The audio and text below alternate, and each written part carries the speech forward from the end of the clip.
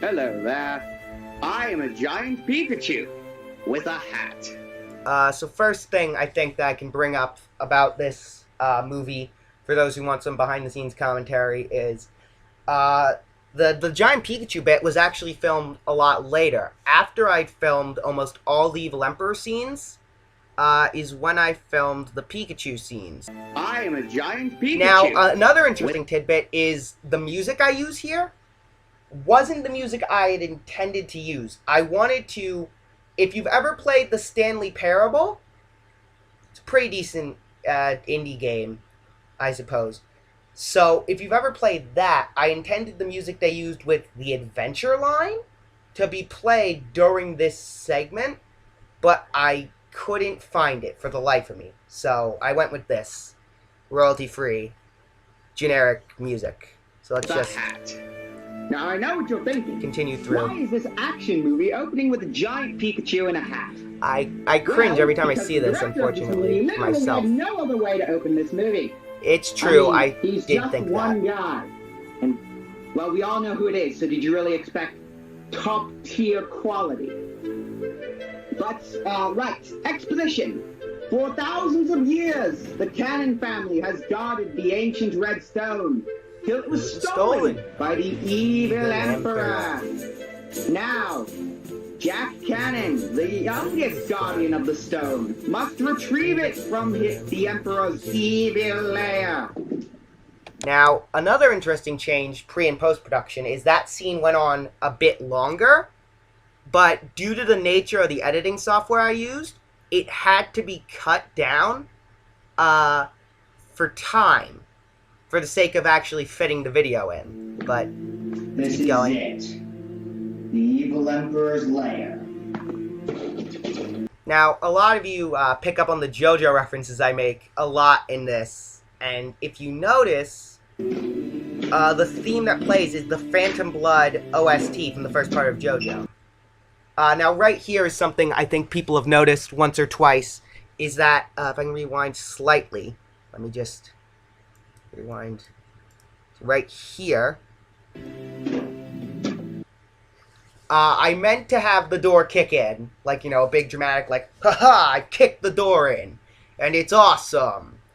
And, I actually closed the door a little too tight, so what wound up happening was, I had to actually, like, open the door a little, and then do the kick. Now a common complaint I hear in this is, that light's way too bright. Why did you have it on? Because that's the only light I have in my hallway that would really work. So, in actuality, it's the only way I could have done anything with that. Which is a bit awkward. So I had to change that to make everything, you know, work. But, semantics. Time has come. And now we get to what is probably the thing most people know about this movie, the Evil Emperor. Now, a lot of people often ask me, Jack, why is he wearing a bathrobe? What logical reason is this man wearing a bathrobe? And I don't have a real reason. The best reason I can sort of come up with for you guys is that, obviously speaking, I filmed these scenes basically like the scene with me kicking in the door, and then I would put on the Emperor costume and film that. So I wanted something that would sort of cover my shirt, so that you couldn't tell it was like, oh, this is just the same guy. But, yeah. At the risk of sounding cliche, I've been expecting... I was trying to go for, like, a British accent, or like a...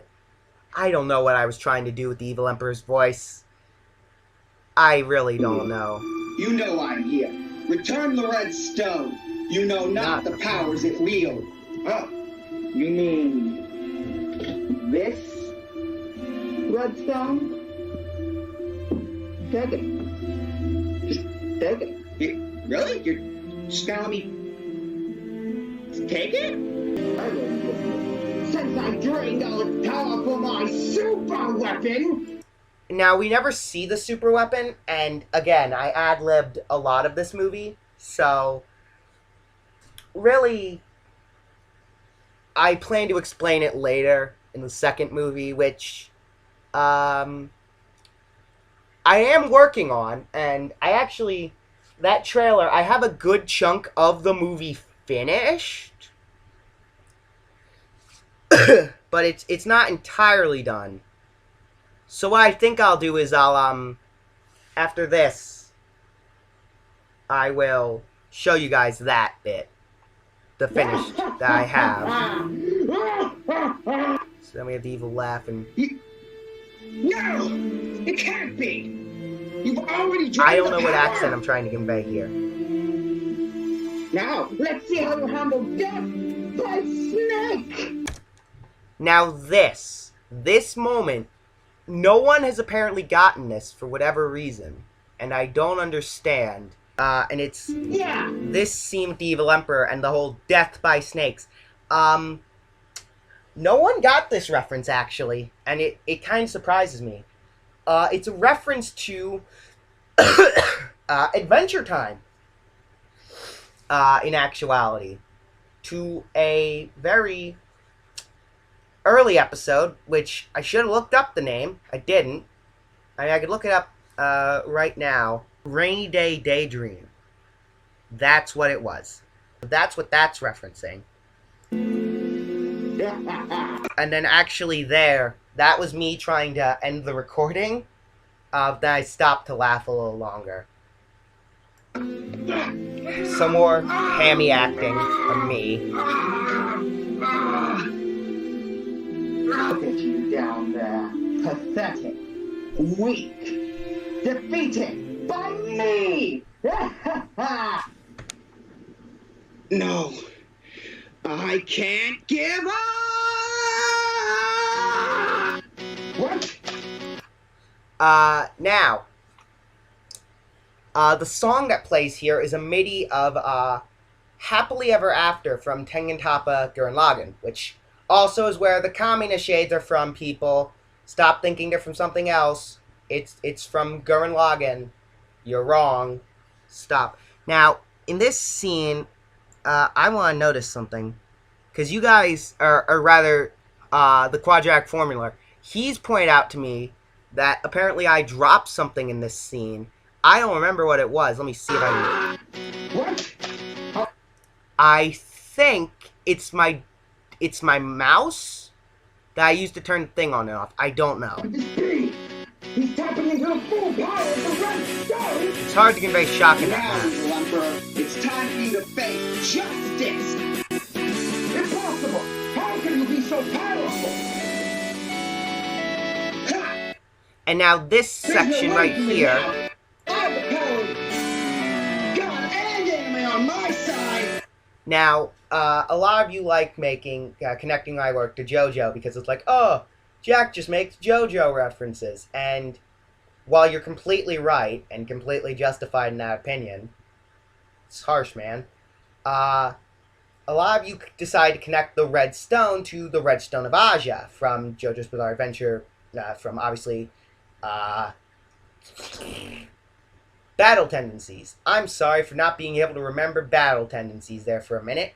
But if you want something more accurately referencing Part 2, then during this little pose montage, the first pose I make is the Kamina pose, or the Gainax pose, depending on whether you watch Gainax or Studio Trigger. It's the Trigger Gainax pose. The second pose is Joseph Joestar's Hamon breathing pose from Part 2, and the third is obviously Dio's. So, there's that. That is just the most generic anime weeaboo garbage I've ever seen. And now, honestly, the weeaboo garbage line, I was like, the minute I show this to my friends, they're going to be like, yeah, that's basically what that scene was. So I figure, I'm self-aware. That worked. So now... The Sword of the Heavens. It's... The pose I do when I get it is actually... I don't remember if it was intentional or not. It's a reference to He-Man. where he does the, the I have the power. He holds the sword up, and he sort of holds it similar to how I hold it here. And I decide to be weird and dramatic, and I don't know what I'm doing. I love that you can actually see me in the reflection. That was unintentional, but... But now, Evil Emperor, it's time to finish this! Finisher slash! Okay. Now, the finisher slash looks dumb, but it actually has some basis. It's based upon a Japanese sword style called Bajutsu, which I'm probably butchering that, and I sound like the biggest nerd. But, big nerd or not, this is a real Japanese thing. It's basically, you know the scene in like anime where like the guy draws his sword really fast and he sheaves it, and the guy's like, haha, you didn't do anything, and then the guy's like, I'm in half now. It was meant to be sort of that. I don't know what I was thinking or doing. I was very confused. But let's keep going. The depth scene probably could have been done better, if I'm honest. Well, glad that's over with. The Evil Emperor. Can you tell is it's dead. actually Wait, daytime now? This is a test of debate. The test thing, I honestly don't know what I was thinking, really. I just sort of said it without thinking, and now it's a thing. So, yeah. Self-destruct system. The base will self-destruct in 4 minutes. Oh no. And then a lot of people complained, why'd you use Metal Gear Solid music here? Why didn't you use the Metroid Escape music? I've never played Metroid. I've never watched a Let's Play of Metroid. That's why I didn't do it. I felt that this music worked better for me. It's music that I like. Slow it. Never make that jump.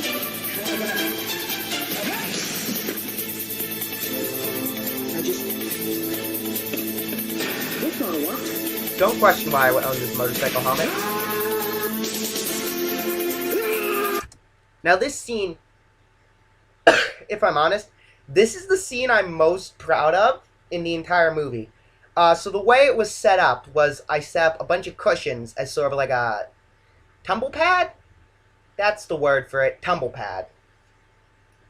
And then I took a lawn chair I had, and I basically jumped off of that, and that's how I did the scene. It's not the most eloquent thing I've ever done, but it looked pretty good to me.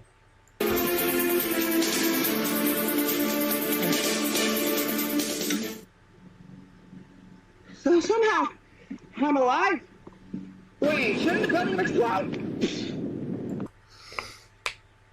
This part, I swear to you, I spent actual, 10, 20 minutes grappling in this program I used to edit this, trying to line up the explosion at the correct moment. Absolutely refused to work. I tried everything, it just wouldn't work. At all. So, there's that. It just didn't work. But yes. Good. I'm okay. I'm okay. Now, at the end of this, I did want, the Seinfeld theme to start, ironically playing to, end the video, but it had to be cut for time because the program only let you render up to 5 minutes.